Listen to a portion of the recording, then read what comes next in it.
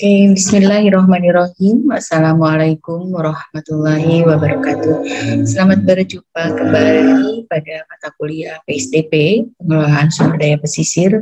Dan pada kesempatan ini, Ibu ingin mengajak berdiskusi dan Ibu ingin membahas mengenai kawasan hutan mangrove atau pengelolaan sumber daya pesisir mengenai hutan mangrove.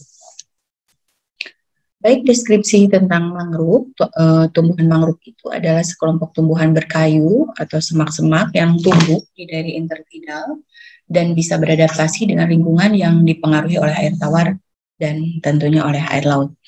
Nah, tumbuhan mangrove ini dibedakan menjadi tumbuhan mangrove sejati atau true mangrove atau eksklusif mangrove dan tumbuhan yang hanya dapat tumbuh di daerah mangrove. Nah, sedangkan bukan tumbuhan mangrove sejati atau non-eksklusif mangrove biasanya tumbuhan di pinggiran mangrove atau di habitat yang lain. Nah, berikut ini Ibu tampilkan gambar. Ini menggambarkan pola interaksi antar organisme, di mana ketika tumbuhan mangrove menggugurkan daun mangrove-nya, nah ini tentu saja serasah dari daun mangrove yang berjatuhan ini akan dimanfaatkan sebagai sumber makanan oleh kepiting, dan tentu saja pemakan konsumen tingkat pertama dari tumbuhan mangrove ini tentu akan melakukan proses metabolisme dan mengeluarkan feses. Nah, feses ini nanti akan menjadi timbunan bahan organik di kawasan perairan yang ada di kawasan mangrove tersebut. Nah, kemudian kepiting-kepiting ini akan membentuk liang-liang ya atau lubang-lubang kecil ya. Ini penting untuk aerasi tanah dan pencucian garam-garam yang ada di tanah ya. Nah, spesies kepiting diantaranya adalah Sesarma sp, kemudian Metopograph khusus ya sp. Nah, kembali kita lihat lagi di sini kepiting-kepiting atau krustase yang lain ya, seperti ada udang-udang juga yang sama memanfaatkan dari serasa daun mangrove ini, kemudian akan dimanfaatkan atau dimakan oleh ikan-ikan. Jadi sebagai konsumen ikan di sini statusnya sebagai konsumen tingkat kedua. Nah, kemudian selanjutnya ya, kemudian konsumen tingkat kedua ini dimakan oleh konsumen tingkat ketiga dan seterusnya. Nanti kita lihat lagi penjelasan tentang rantai makanan di slide berikutnya ya. Oke, selanjutnya ini adalah rantai makanan ya. Rantai makanan ini adalah pola interaksi antar organisme.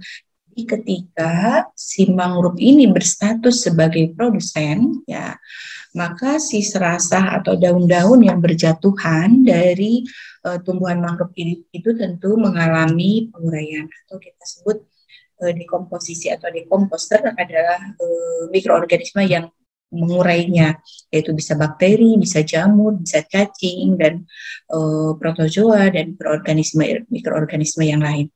Nah, kemudian ya nanti itu akan menjadi bahan dari bahan organik itu akan menjadi bahan anorganik yang kemudian di dalam siklus selanjutnya itu akan dimanfaatkan kembali oleh produsen sebagai sumber nutrisi bagi tanaman mangrove tersebut. Nah, selain itu ya dari serasa dari daun-daun mangrove yang tadi kita sebut sebagai serasa, nah itu dimanfaatkan juga sebagai sumber makanan oleh moluska, krustase, alga, kemudian juga tadi bakteri sebagai pendekomposisi. Itu kita sebut sebagai konsumen tingkat pertama. Nah, kemudian alga, kemudian krustase juga dimanfaatkan oleh konsumen tingkat kedua. Kemudian juga dimanfaatkan oleh konsumen ketiga.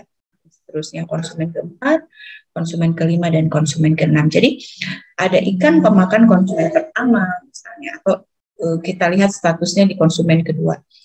Nah, ini ada yang pemakan krustase, misalnya pemakan moluska.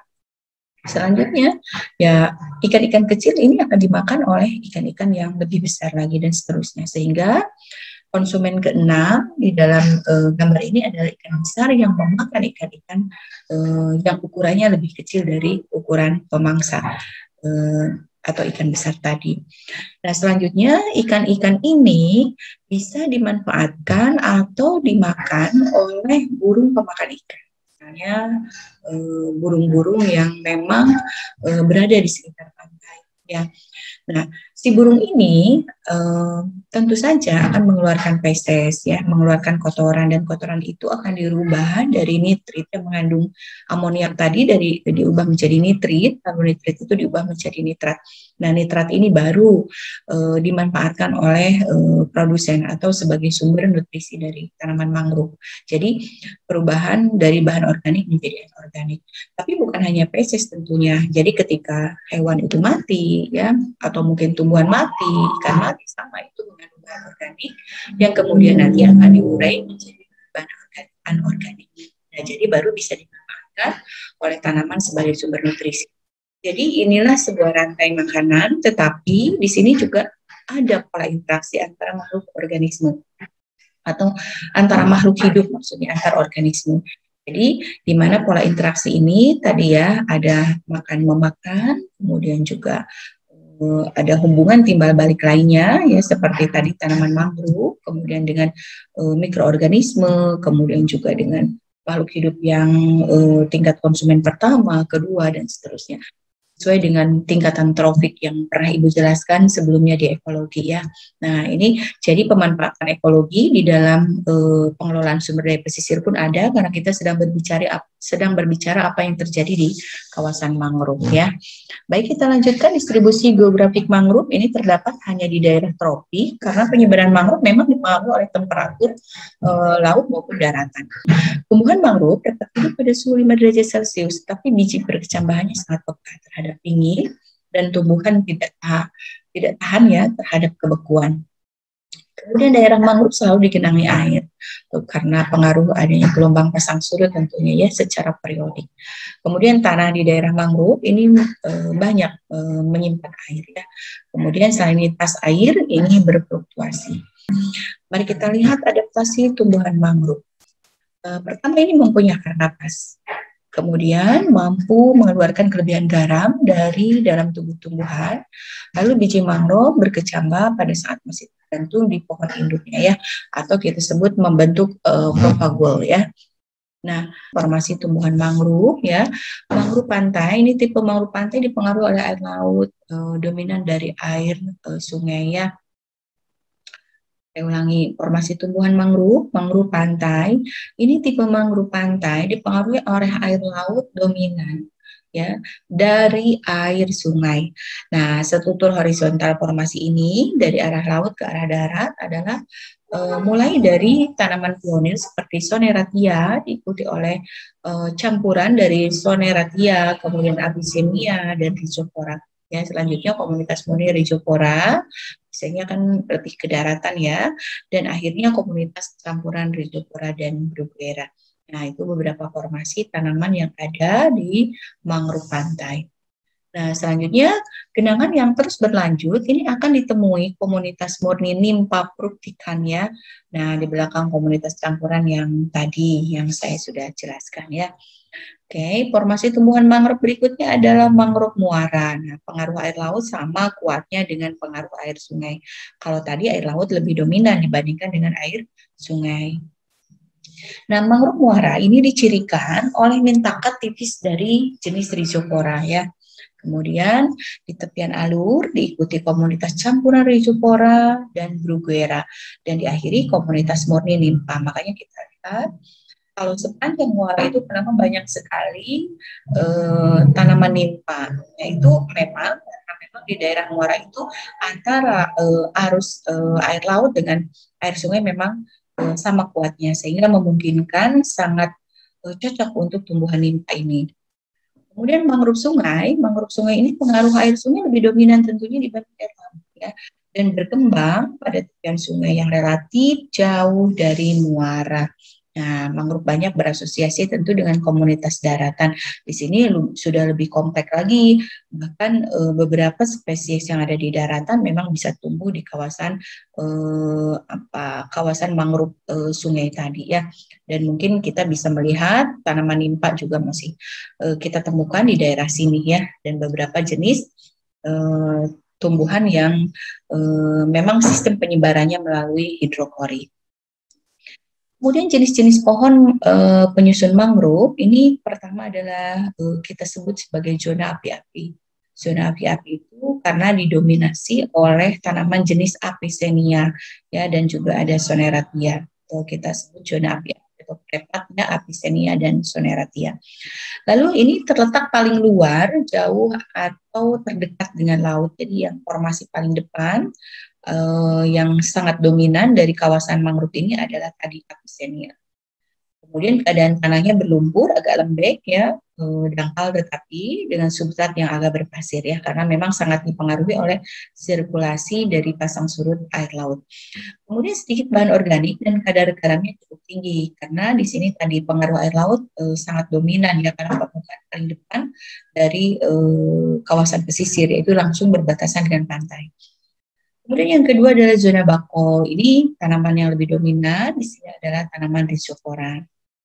Nah, ini terletak di belakang api-api dan prepat, ya. Kemudian keadaan tanah berlumpur lembek dan lebih dalam, kalau tadi lebih dangkal, ya. Kemudian didominasi bakau atau Rhizopora sp, dan di beberapa tempat dijumpai berasosiasi dengan jenis lain seperti adanya tanjang atau Bruguera sp. Nah, kemudian zona tanjang atau kita sebut Bruguera ini terletak di belakang zona bakau. Ya, di sini agak jauh dari laut, dekat dengan daratan tentunya ya, dan keadaannya berlumpur agak keras, agak jauh dari garis pantai, dan ditumbuhi jenis tanjang atau Bruguera, dan di beberapa tempat berasosiasi dengan jenis-jenis tanaman yang lain. Kemudian yang berikutnya adalah zona nimpa. Nimpa itu yang seperti apa ya, mirip pohon kelapa ya, tapi jenisnya memang spesifiknya berbeda, yaitu nimpa prupikan. Nah, zona ini terletak paling jauh dari laut atau paling dekat dengan arah daratan ya. Nah, zona ini mengandung air dengan salinitas yang sangat rendah karena sudah menuju ke arah sungai ya, itu bagian hilir sungai sebetulnya yang berbatasan dengan muara. Ya, kemudian kita lihat di sini dibandingkan dengan zona-zona tadi yang lainnya, memang tadi kadar salinitasnya sangat rendah, kemudian tanahnya agak keras dan kurang dipengaruhi pasang surut, dan kebanyakan berada di tepi-tepi sungai yang ada di dekat laut ya. Kemudian ditumbuhi jenis nipa atau nimpa prupikan dan beberapa spesies dari palem-palem lainnya ya. Oke, kemudian sedimen kawasan mangrove ya. Keberadaan sedimen di kawasan mangrove ini memiliki kandungan nutrien dan bahan organik yang cukup tinggi disebabkan oleh bercampurnya sedimen yang berasal dari laut yang mengandung banyak mineral dengan serasa atau daun mangrove yang berguguran ya. Kemudian daun mangrove ini terurai menjadi bagian yang lebih kecil dan akan tersuspensi dan tentu dikonsumsi oleh zooplankton. Nah, massa detritus akan tertahan oleh akar mangrove dan terkomposisi sehingga mendorong akumulasi bahan organik pada sedimen, tentu pada kawasan hutan mangrove, dan akan mempengaruhi kondisi tanah dari kawasan mangrove ya. Nah, hasil dari komposisi tersebut ini berubah menjadi bahan organik yang dapat menyebabkan warna tanah menjadi lebih gelap dan lebih stabil. Ya, makanya saya selalu bilang kalau di kawasan mangrove itu proses eutrofikasi diiringi dengan proses sedimentasi selalu terjadi. Jadi memang daun-daun yang berguguran itu lama-kelamaan akan membentuk gundukan bahan organik yang secara perlahan-lahan akan terurai juga menjadi bahan-bahan anorganik yang kembali dimanfaatkan dalam bentuk nitrat oleh tanaman mangrove. Tetapi serasa tadi juga bisa dimanfaatkan langsung oleh kepiting, kemudian juga tadi ya termasuk mikroorganisme sebagai statusnya adalah konsumen tingkat pertama karena dia yang memanfaatkan serasa atau daun-daun mangrove yang berguguran. Nah, kemudian ini juga memberikan salah satu keuntungan, yaitu karena kawasan mangrove ini bisa dikatakan sebagai tempat yang berkembang biak udang-udang, kemudian kepiting dan lain sebagainya ya. Nah, selanjutnya adalah pertumbuhan dan perkembangan hutan mangrove ini dipengaruhi oleh tekstur dan kandungan bahan organik sedimen, yaitu pada daerah yang ukuran partikel sedimennya lebih halus dan kandungan bahan organiknya lebih tinggi, pertumbuhan dan perkembangan hutan mangrove-nya akan lebih bagus. Jadi semakin mendukung bahan-bahan organik dan sedimentasinya, di situ maka kawasan mangrove semakin meluas ya. Dengan demikian tentu saja harapannya adalah daratan semakin bertambah karena tadi proses sedimentasi itu dalam waktu yang lama itu akan membentuk daratan yang dalam proses waktu menjadi daratan yang memiliki tekstur tanah yang lebih keras. Oke. Nah, kemudian saya bahas mengenai eutrofikasi di kawasan mangrove. Ya, eutrofikasi itu sebetulnya karena penimbunan bahan organik yang banyak di kawasan mangrove akibat dari tadi ya ada daun-daun mangrove yang berjatuhan, belum lagi misalnya hewan-hewan atau ikan-ikan yang mati. Nah, itu semua kan mengandung bahan organik. Lalu bahan organik tersebut diuraikan ya dengan bantuan mikroorganisme, misalnya salah satunya adalah bakteri. Nah, ini akan membentuk bahan-bahan anorganik yang kemudian bahan anorganik itu yang dimanfaatkan oleh tumbuhan mangrove. Nah, tetapi apabila terjadi berlebihan ya, nah berlebihan maka ini akan terjadi yang namanya bloom atau alga bloom atau blooming, pertumbuhan alga yang berlebihan. Nah, pertumbuhan alga yang berlebihan ini tentu saja akan menghambat proses dari fotosintesis ya. Jadi sinar matahari terhalangi karena adanya tumbuhan alga yang menutupi permukaan perairan di kawasan mangrove, sehingga kadar oksigen yang ada di kawasan mangrove tentu saja berkurang. Karena apa? Karena tadi tertutup dan fotosintesis tidak berjalan dengan baik. Nah, itu kemudian tentu saja ini kadar oksigen terlalu menjadi rendah bisa menyebabkan ikan-ikan atau hewan-hewan yang ada di kawasan mangrove tersebut bisa mati ya. Oke. Selanjutnya adalah pengelolaan mangrove di Indonesia. Oke, mari kita lihat bagaimana pengelolaan mangrove di Indonesia. Landasan hukumnya adalah Undang-Undang Nomor 5 Tahun 1990 tentang konservasi sumber daya hayati ekosistem yang menyangkut konsep-konsep integritas ekosistem dan pemanfaatan lestari. Lalu pengelolaan kawasan tertentu diatur dengan dasar yang berbeda. Contohnya keputusan gubernur ya Jenderal Hindia Belanda nomor 24 tahun 1939 tanggal 18 Juni ini tentang penetapan Muara Angke sebagai cagar alam. Lalu surat keputusan Menteri Kehutanan nomor 667 garis miring KPTI strip 11 E2 Romawi garis miring 1995 dan SK Menteri Pertanian nomor 161 garis miring UM garis miring 6 garis miring 1977 tentang penetapan cagar alam Muara Angke Kapuk ya. Nah, itulah beberapa landasan hukum. Oke, kita lanjutkan ya, strategi pengelolaan kawasan hutan mangrove. Jadi mangrove itu pertama adalah fragil atau rapuh, yang kedua sang peka terhadap perubahan lingkungan. Dan ini kita perlu strategi khusus ya untuk mengelolanya karena dari karakteristik mangrove tadi yang fragil dan sangat peka ini. Bagaimana nanti strategi dalam pengelolaan kawasan mangrove ini nanti kita bicarakan pada slide berikutnya. Oke, strategi pengelolaan kawasan hutan mangrove ini kita lihat rancangan teknis pengelolaannya. Pertama, penataan zona ya untuk meminimalkan kerusakan dan melestarikan fungsi ekologis dan ekonomis kawasan. Jadi perlu ditata zonanya. Kemudian yang kedua, melakukan proses reboisasi, yaitu penanaman kembali area mangrove dengan tumbuhan yang sesuai. Kemudian yang ketiga, pengembangan minah hutan, jadi pemanfaatan hutan mangrove untuk usaha perikanan dengan mempertimbangkan pelestarian dari area tersebut ya. Lalu keempat, pembentukan kelembagaan, jadi perlu dibentuk suatu lembaga yang jelas untuk menangani kawasan mangrove secara menyeluruh. Strategi pengelolaan kawasan hutan mangrove yang lain yaitu penataan zona. Ini kawasan hutan mangrove dibagi menjadi zona pemanfaatan dan zona konservasi. Nah, kemudian kalau reboisasi ini pengembalian mangrove ke kondisi semula ya. Eks daerah mangrove yang terdiri dari 80% tambak dan 20% hutan akan diubah menjadi 20% tambak dan 80% adalah hutan mangrove.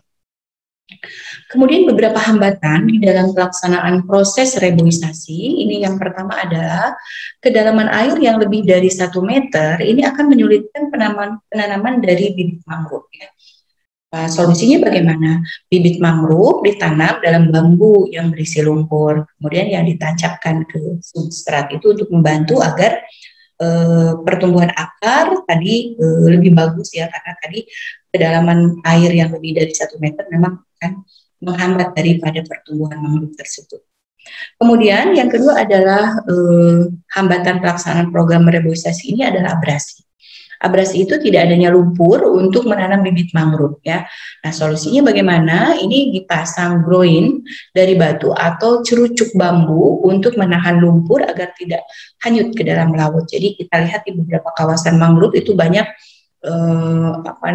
cerucuk bambu ya. Untuk itu fungsinya adalah untuk menahan lumpur agar tidak terkena abrasi ketika ada pasang atau tidak semuanya terbawa kembali oleh air laut.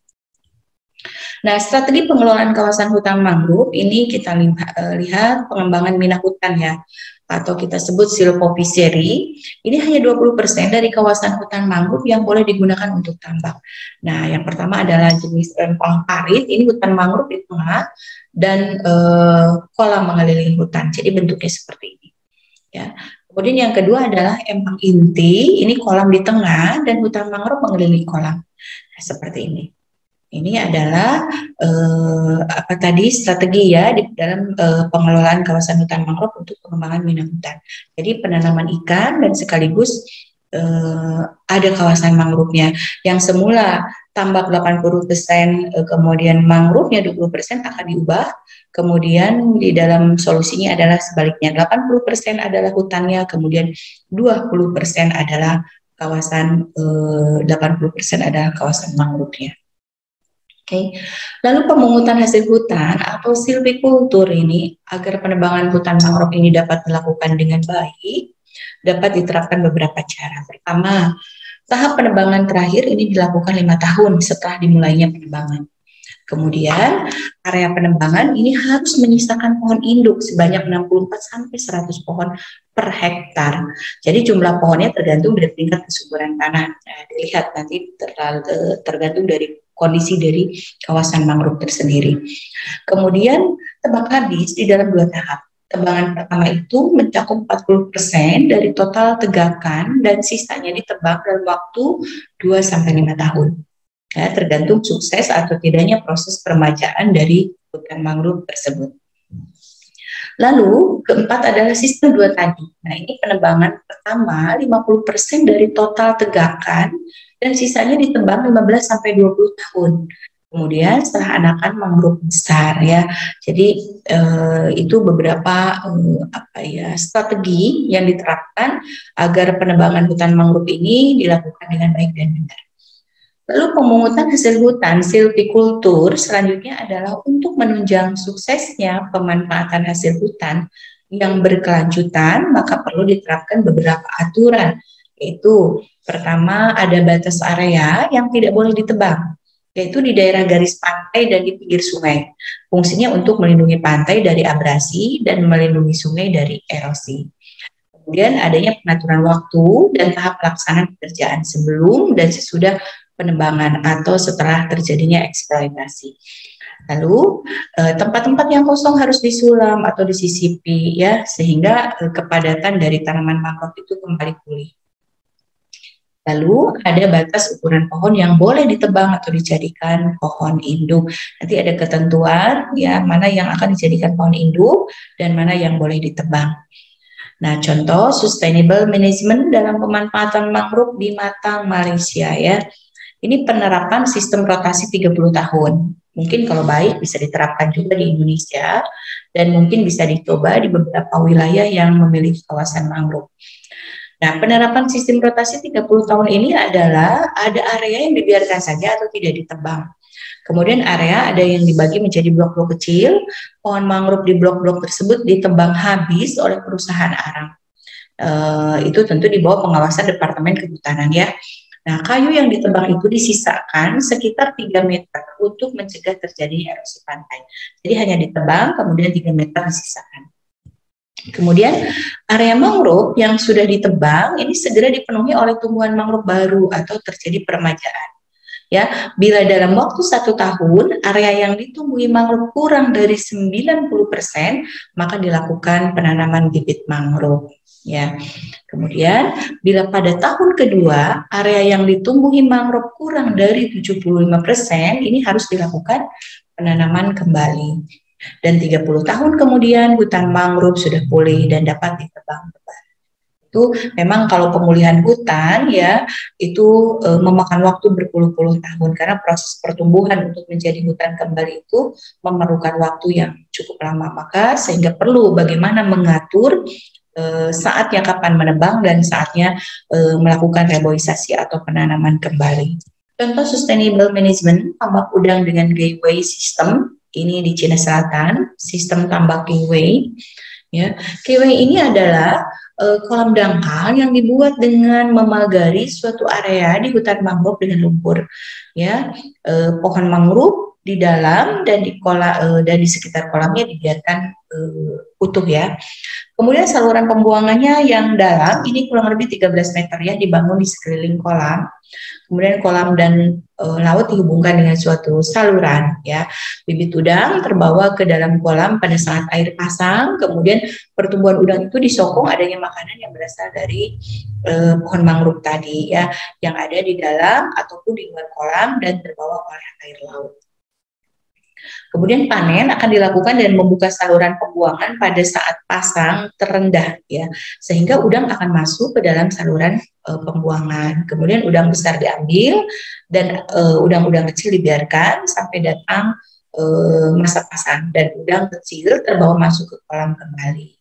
Nah itu kemudian udang yang diproduksi di tambak ini rendah 500 kg per hektar ya, tetapi memang ini sangat berbasis kepada pelestarian lingkungan karena diciptakan secara alami bagaimana kita memanen udang dan bagaimana kita menjaring udang untuk pertumbuhan berikutnya di kawasan mangrove.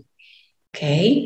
Kemudian rehabilitasi mangrove ya, ini cara rehabilitasi mangrove, ini penanaman kembali tentu. Yang pertama adalah menanam area yang rusak atau kita sebut replanting program ya. Tujuannya untuk apa? Untuk mengkonservasi atau mengembalikan ekosistem mangrove seperti semula. Ya, kemudian alasan karena tingginya kesadaran akan pentingnya mangrove untuk perikanan, untuk menjaga kondisi pantai, untuk mencegah terjadinya abrasi, untuk mengurangi terjadinya erosi. Kemudian juga ya tadi sedimentasinya diharapkan bisa menambah daratan gitu dan seterusnya. Bagaimana cara mengembalikan ekosistem mangrove seperti semula? Ini limbah yang berasal dari aktivitas manusia, kemudian akan terbawa oleh aliran air masuk ke kawasan mangrove sehingga limbah yang menumpuk di area mangrove kemudian juga masuk ke sistem perairan.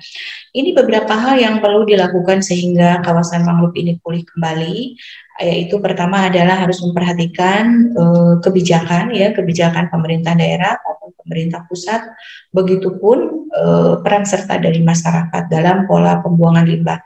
Yang kedua, memberikan sanksi kepada pelaku pembuang limbah sehingga memberikan efek jerah. Kemudian yang ketiga adalah membuat solusi bagaimana menetralkan kembali ya kawasan mangrove dari limbah-limbah yang berbahaya, sehingga perlu ada area-area yang mungkin itu diawasi dengan ketat sehingga terjadi pertumbuhan mangrove kembali pada waktu tertentu dengan diberikan nutrien atau juga mungkin dibatasi sirkulasi air yang berasal dari daratan maupun atau ditutup yang berasal dari daratan, misalnya dari tambak-tambak, karena terlalu banyak limbah yang berasal dari tambak seperti kotoran dari perikanan atau tadi pertanian tambak ya, itu juga menyebabkan kandungan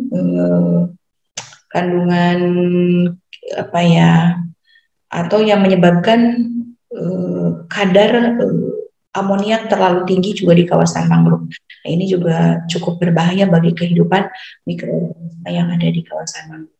Itulah beberapa hal bagaimana cara mengembalikan ekosistem mangrove.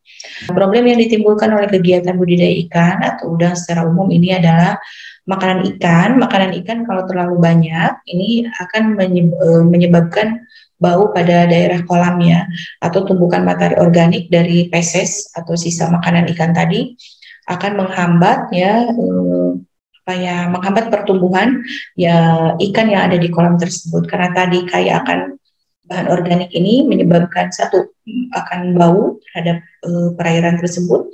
Yang kedua memang merangsang terjadinya eutrofikasi dan eutrofikasi itu akan menyebabkan beberapa hal yaitu terjadinya bloom, kemudian menurunnya kadar oksigen terlalu di dalam sistem perairan tersebut. Makanya apakah limbah tersebut masih bisa ditoleransi oleh air laut atau tidak? Nah itu perlu dihitung atau perlu dilihat karena memang air laut juga memiliki kapasitas terbatas untuk mentoleransi limbah-limbah yang berasal dari tambak-tambak. Sehingga kalau misalnya sudah melebihi batas toleransi, salah satu risikonya adalah limbah menumpuk dalam sistem perairan. Ya, nah ini jadi tumbukan materi organik atau feses ini akan membusuk. Membusuk itu menimbulkan bau, tentu saja karena kaya akan bakteri pengurai di situ ya, sehingga kualitas air menurun ya. Kalau kualitas air menurun, ikan-ikan berisiko untuk mati ya. Jadi eutrofikasi itu penimbunan bahan organik, kemudian pendangkalan atau sedimentasi, lalu punahnya ikan-ikan endemik. Nah ini beberapa konsekuensi dari budidaya ikan dengan kegiatan atau pertambangan yang tidak memperhatikan aturan. Itulah beberapa hal yang saya sampaikan terkait dengan pengelolaan kawasan pesisir atau hutan mangrove. Semoga bermanfaat. Sekian, terima kasih. Wassalamualaikum warahmatullahi wabarakatuh.